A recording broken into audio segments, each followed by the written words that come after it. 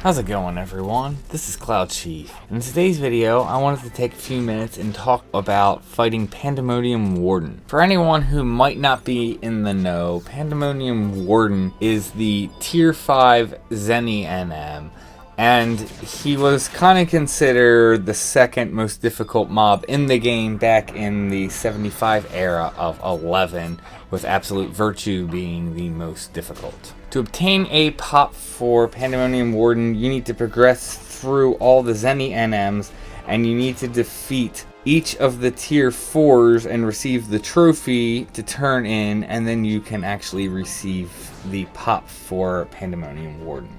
To get to the area where you can spawn Pandemonium Warden, you need to zone out to Wajaom Woodlands, and then make your way all the way down to F11, and then you will zone into Aydeewa Subterrane. Once you zone in, if you look at your map, you will see a zigzagging path that leads all the way up to the northeast of the map that then has a big room in it. Just so you're aware, there are branching paths that aren't shown on the map that shoot off that will take you to other areas of the map, and you don't want to go there. You want to stay on the path, because if you end up falling off, you're going to have to leave and then trek all the way back down here to get back to this spot again. Once you're in the room, you'll see the triple question marks literally in the middle of the room, kind of surrounded by water, but there will be a little land bridge for where the question mark is. So this fight is quite interesting, and even in item level, it can actually be a threat and you can wipe. So if you are deciding to do this solo, there are two major things that I would recommend you bring to the table just to make sure you are not wasting your pop and all that time farming up the Pandemonium Warden pop. You want to make sure you have a decent magic damage taken down set, so that way you can survive the multiple astral flows that go off simultaneously when you get to his last form.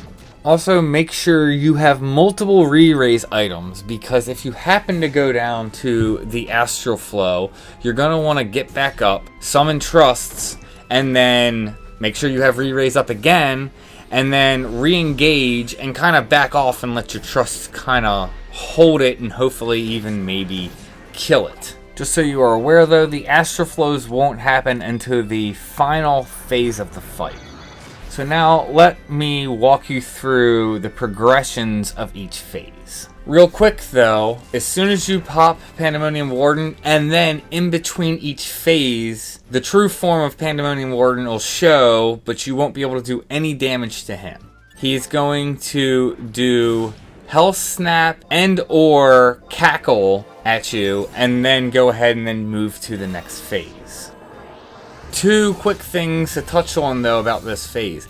It is worth engaging at this phase if you want your trust to say erase you, cure your other trusts. That way, even though you're doing no damage at this point, that will actually force your trust to start taking action, because then you are actually in combat and can very much be worth doing. Also, while it is extremely difficult to do, it is possible if a trust for some reason happens to go down when Pandemonium Warden despawns and then respawns for the next phase, or his phase where he does Cackle and Hell Snap between phases, you can actually resummon trusts. I do recommend you having Fast Cast gear to get it off, because you have very little time to do it, but it is possible to do. So for the first 4 phases of the fight, he will randomly spawn as one of the salvage chariots.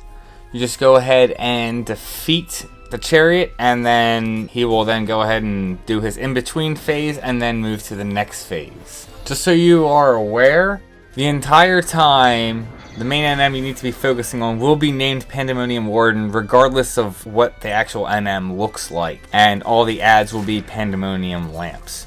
You can kill the lamps when you're actually in each phase fighting whatever said monster, but the lamps are just going to get respawned during next phase. So the only time I ever really recommend trying to take out the lamps is going to be in the final phase. So after the for chariots, the next 3 phases after that are going to be the TOAU Beast Kings. After you take out those 3, the last 3 phases before the final phase will be the HNM, so Cerberus, Chimera, and Hydra. And then, once you take out the final NM in the 10th phase, you'll actually start the final phase immediately. There will not be that transition phase where Pandemonium Warden does Cackle and Hellsnap. It'll immediately go to Pandemonium Warden, and you'll actually be in the final fight. He will at some point Astral Flow. At that point, all the lamps will summon a different avatar, and Astral Flow will go off, which is the truly threatening part of this fight. You could take out the lamps at this phase, but I honestly just recommend pushing them down. If you are truly concerned, then maybe take out half the lamps and then just focus on Pandemonium Warden. He can respawn them though, so that's why I kind of just recommend staying on him the whole time. The other thing about this fight is, if you're jumping on the other lamps, or just the fact that you have the potential of death through Astral Flow, is that obviously it's going to go unclaimed. So I don't personally ever like going and attempting Pandemonium Warden if there are like other people in the zone, or you think there are other people that are going to be coming there, because I don't want to risk losing all that effort. I would hope someone who comes and sees me fighting, even if I do wipe, doesn't just try and jump on and steal it. But I've seen people do crappier things than that, so I would just try and make sure you have yourself covered. If you don't think you have the magic damage taking gear down to take this, you may want to call on a friend to help, and they can even just stand back, make sure they're outside of Astral Flow range, and then they can jump on it in the case of, you know, something bad happening. Other than the multiple Astral Flows going off, there really isn't much of a threat in this fight for someone who is in item level gear. And that pretty much covers the Pandemonium Warden fight and everything it entails and what you need to know going into it.